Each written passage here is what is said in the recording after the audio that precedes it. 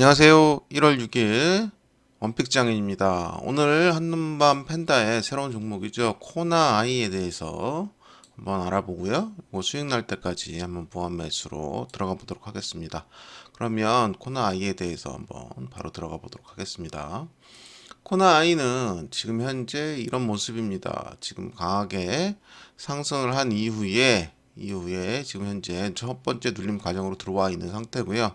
이 눌림 과정이 26,000원이죠. 26,000원 아래로 요 라인입니다. 요 라인 안에서 매수가 들어가야 돼요. 들어가야 되고 요 라인에서 매수가 된 이후에 재차 돌파하는 모습에 수익 실현이나 아니면 더 끌고 갈지 길게 끌고 갈지를 한번 판단해 보면 되겠습니다. 그럼 코나이란 종목이 어떤 종목이고 왜 중요한지에 대해서 한번 알아보는 과정을 갖겠습니다.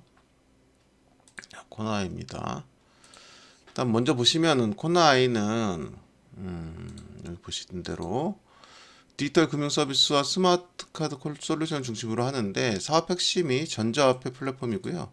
지역 화폐 사업, 스마트 카드 및 보안 솔루션입니다. 그래서 코나아이 사업의 주요 키포인트와 제품은 1번 전자화폐 플랫폼입니다. 다양한 전자화폐 서비스를 통합해서 사용자 편리하게 디지털 결제를 할 수 있도록 해주는 거예요. 그래서 이게 정부 및 지자체에 협력하여 지역 경제 활성화에 기여하는 목적이 아주 크죠. 뭐 여기까지 내용에서 아시겠습니다만 이건 지역화폐 사업이죠. 그래서 지역화폐 플랫폼이고요. 선불카드 솔루션이고요. 지역경제 활성화를 위한 지역화폐 발행 및 관리 시스템을 제공하는 겁니다. 뭐 다 정부와 지자체와 협력을 할 수밖에 없는 그 사업 부분이고요. 이 부분은 뭐 밑에 내용 읽어보시면 될 것 같고요. 그다음 스마트 카드 및 보안 솔루션, 금융 스마트 카드, 교통카드, IoT, LOT 보안 모듈 해가지고 뭐 스마트 카드로도 쓰고 뭐 교통카드 쓰고 그 뭐 다 쓸 수 있는 거죠. 쉽게 말하면 신용카드 대용할 수 있는 지역 화폐인 거죠. 요게 왜 중요한지는 뭐 대충 아시겠고요. 그다음에 코나 아이의 투자 매력 요소죠. 이게 뭐 핀테크 시장 성장, 뭐 안정 수익 기반 뭐 이런 얘기 있는데 사실 이게 우리한테 중요한 건 아니고요. 이거죠. 정부 및 공공기관과의 협력입니다. 지역화폐 및 공공금융 서비스에서 정부와 협력이 강화되고 사회화 확장과 안정을 니다 그러니까 정부와 어쨌든 공공의 역할을 정부가 요구를 하는 거고 그 요구를 안정적으로 수행할 수 있는 도구인 거죠. 근데 이것을 필요로 한 정부가 들어서야 되는 거죠. 그렇기 때문에 지금 현재가 제일 중요한 거죠. 아시다시피 이제 이재명 대표가 어쨌든 대선으로 들어서게 되면 제일 아무래도 지금 유력 후보다 보니까 또 이재명뿐만이 아니라 민주당 자체가 어쨌든 지역화폐나 이런 부분에 대해서 굉장히 경제 활성화의 목적으로 쓰고 있기 때문에 이 부분은 아마 굉장히 커다란 수혜를 받겠죠. 그래서 지역 경제 활성화입니다. 그래서 지역 화폐는 특정 지역 내에서만 사용하기 가능한 거죠. 예를 들어서 뭐 인천이다 그러면 인천 지역 화폐가 있는 거고요. 무슨 뭐 아니면 지역별로 뭐 김포 뭐 분당 뭐 이런 식으로 있겠죠. 그래서 지역 경제를 활성화시키는 목적이기 때문에 요거는 정책적인 부분과 분명히 궤를 같이 해야 돼요. 그래서 이재명 씨가 예세하는 뭐 기본소득이나 이런 것과 더불어서 그 지역 화폐 요 부분은 경제 정책의 아주 중요한 요소기도 하죠. 그래서 정책 실행 방법은 지역 화폐를 발행해서 지역 정부가 발행하는 전자화폐로 지자체 내에서만 사용 가능하게 하는 거죠. 그래서 소비를 요걸 통해서 이루어지게 하는 겁니다. 그러다 보니까 요 부분에 있어서 일정한 국가적인 지원이라든가 정책이 있어야 소비자가 이걸 쓸 거 아닙니까? 그리고 또 지원금이라든가 이런 부분들 정책적으로 자금을 내주는 형태가 필요한데 그러다 보니까 정부의 역할이 굉장히 중요하겠죠. 입김이 좌지우지할 수밖에 없는 거고요. 그래서 이렇게 할 경우에는 이제 중요한 게 소비를 활성화시킬 수 있고요. 그죠? 지역 경제를 순환시킬 수 있습니다. 그래서 뭐 여기 뭐 경기지사일 때 아니 경기지사이죠.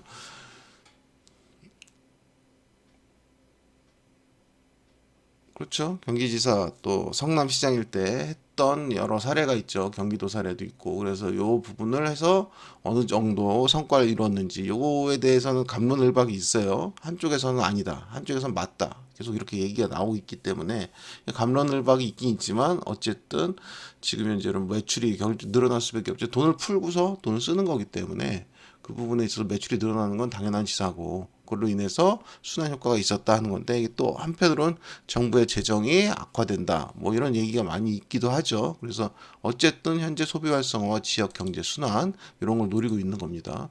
그리고 지역 화폐의 장점은 지역 경제를 보호해준다. 예를 들어서 요새 뭐 GTX라든가 뭐 많죠. GTX 뭐 또 뭐 그 대중교통 수단들이 광역교통으로 이어지면서 이게 만약에 지역 화폐나 이런 걸 통해서 지역 경제를 보호하지 않을 경우에 이 공동화 현상이 나타날 수 있습니다. 무슨 얘기냐면 예를 들어서 운정에서 강남까지 25분 걸린다고 그래요.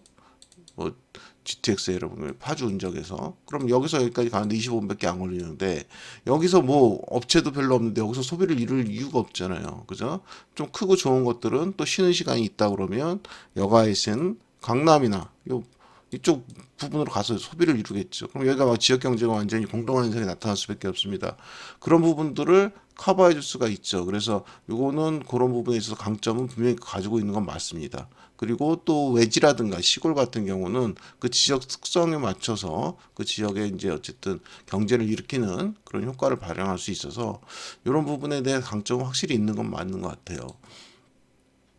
근데 제일 중요한 건 아까도 말씀드렸다시피 운영 비용이죠. 운영 비용하고 효과 지속성인데 운영 비용이라는 건 당연히 정부에서 보조금이라든가 뭐 기타 형태로 보조금 또 뭐 지원금 뭐 이런 형태로 기타 형태로 줘야 되잖아요. 그래서 이렇게 뭐 그 부분을 대해서 뭐 충전할 때 뭐 요새 뭐 흔히 하는 거 10% 할인인 거 해주잖아요. 그 10%를 더 주는 거죠. 쉽게 말을 하면 그런 식으로 쓴다거나 아니면 정부에서 무슨 뭐 25만 원 뭐 지원금을 줄때 지역 화폐로 준다거나 뭐 이렇게 뭐 이런 식으로 하는 거죠. 그러다 보니까 이거에 대해서는 정부에서 지속적으로 또 지자체에서 지속적으로 줘야 되기 때문에 효과 지속성이라는 게 그 재원하고 상관이 있지 않습니까? 그래서 이 재원 마련이 어떻게 되느냐 하는 부분이 있기 때문에 요거에 대해서 이제 어떠한 과제가 있을 수 있느냐 하는 거죠. 그래서 요거 같은 경우 실질적인 예를 들어보면 여기 보시면 이렇게 기사가 나오죠.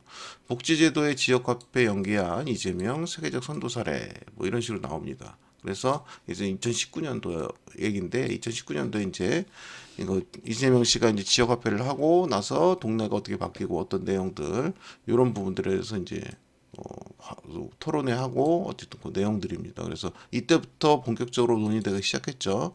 그리고 이재명 씨가 지역화폐 비판한 국채연구대 얼빠인 기회라고 얘기했는데 이게 무슨 얘기냐면 지금 정권이잖아요. 정권이 어떻게 가느냐에 따라서 각자 정권의 중점이 있습니다. 또 하나 상대방의 정권의 중점이 있죠. 그래서 이 중점을 내 거를 살려서 극대화시키는 게 목적이 아니라 각자 이제 어쨌든 표를 가지고 정쟁을 하는 거다 보니까 상대방의 중요 정책을 까나리기 시작합니다. 이쪽에서도 마찬가지고 이쪽에서도 마찬가지고 뭐 민주당도 마찬가지고 국민의힘도 마찬가지고요. 보수도 진보도 양방이 그렇죠.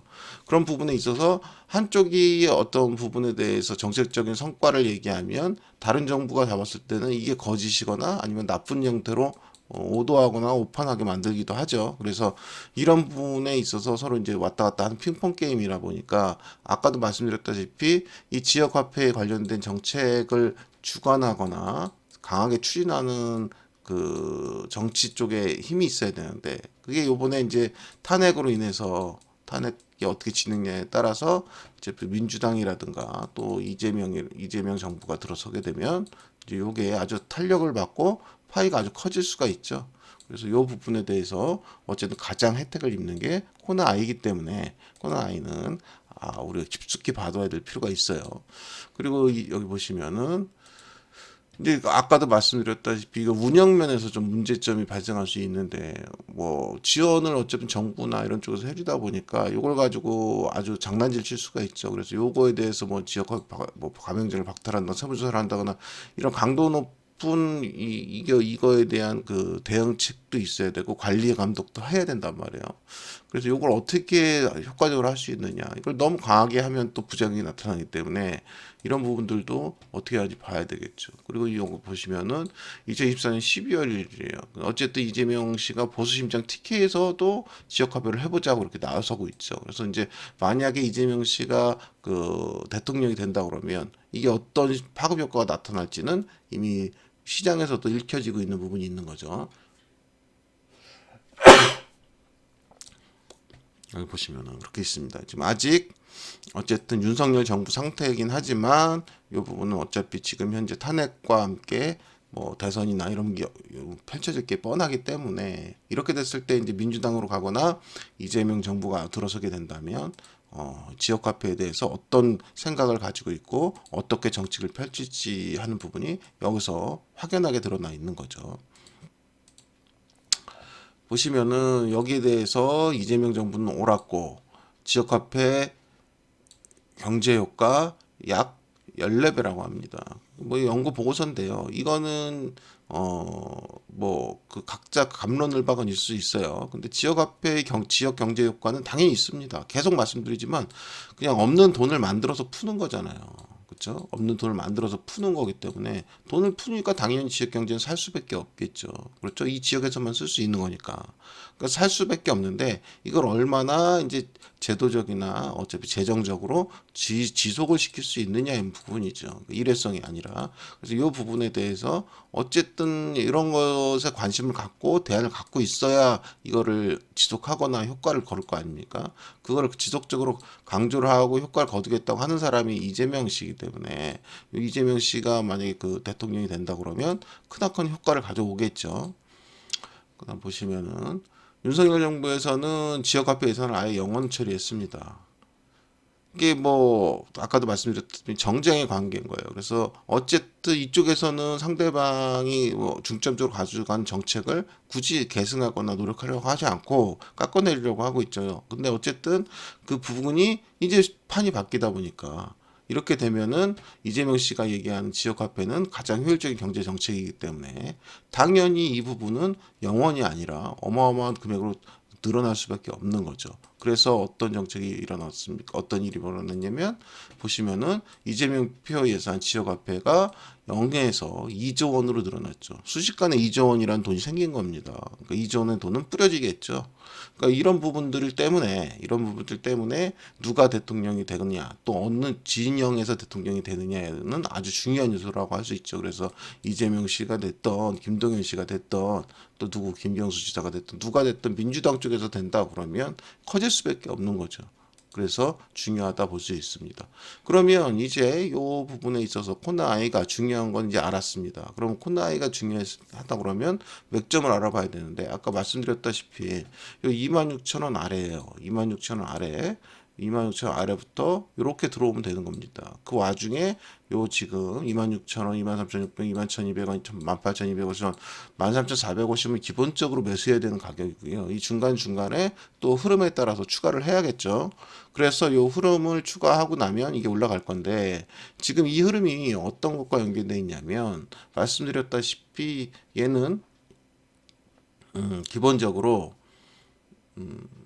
대선주하고도 연결될 수 있죠. 그렇죠? 기본적으로 대선주하고 연결될 수 있는데 좀 차이점이 있는 게 있습니다. 차이점이 있는 게 대선주는 말 그대로 뭐 특별한 뭐 기능이 있어서 대선 때문에 폭등하는 게 아니고 그냥 단순하게 대선에 연계됐다는 의미입니다. 근데 이 코나아이는 어떻습니까? 아까도 보셨다시피 영주에서 그죠? 영주에서 2조까지 바로 늘어나지 않습니까? 그럼 이거 더 확대가 될 수밖에 없겠죠. 그러면 얘의 어쨌든 실적이나 그 기반이 기하급수적으로 늘어날 수밖에 없지 않습니까? 그래서 코나이 같은 경우는 그 만약에 정부가 바뀐다거나 이재명 씨가 대통령이 된다 그러면 지속적으로 이재명 씨 초반부를 담당해 줄 가능성이 높아요. 그래서 얘는 늘림이 나올 때 사면 절대 파셔는 안 돼요. 얘는 그냥 꾹 들고 가는 용도로 쓰셔야 됩니다. 그만큼 중요한 용도입니다. 뭐 지금 어쨌든 뭐 다른 거 많잖아요. 무슨 뭐 테마들이 많은데 그 테마들도 다 중요한데 그 어떠한 지금 정치적 격변기에 이런 정책주에 집중할 필요가 있는데 뭐 저출산 정책이라고 그래서 뭐 아가방 꿈비 뭐 이런 식의 뭐 그런 것들은 일시적일 수밖에 없어요. 그게 뭐 정책적으로 된다고 해서 그게 뭐 크게 뭐 늘어난다 이런 거 기대하기 쉽지 않은데 이건 실질적으로 무상의 돈이 풀리는 거잖아요. 무상의 돈이 풀리는 거고 이거에 대해서 강력하게 집행을 하겠다는 거기 때문에 이거는 자연적으로 미래가 보장된 거란 말이에요. 그렇죠? 그래서 만약에 정치 지형상 그쪽으로 민주당 쪽으로 승리를 예상하신다 그러면 이 부분은 꼭 담고서 가져가셔야 된다. 그리고 강하게 보셔야 된다. 이렇게 판단하시면 된다는 거죠. 그래서 오늘 알아본 종목은 호나아이고 이제 매수 구간에 들어오기 시작했으니까 오늘 종가를 기점으로 봐야겠죠. 오늘 종가가 26,000원 아래면 종가부터 바로 매수를 해서 쭉 가져가 보셔야 되겠고요. 26,000원 위라고 그러면 26,000원부터 밑으로 한번 쭉 담아보는 게 좋다고 보여집니다. 그래서 오늘 코나아이는 오늘 좀 강하게 보시고 중요한 주식이 하나 맥점으로 들어왔기 때문에 꼭 매수를 하셔가지고 한번 보시면 좋은 수익을 거두지 않을까 생각합니다. 오늘 1월 6일 코나아이에 대한 말씀이었습니다. 뭐 1시 45분이기 때문에 조금 더 지켜보셨다가 종가를 보고 판단하시면 좋겠습니다.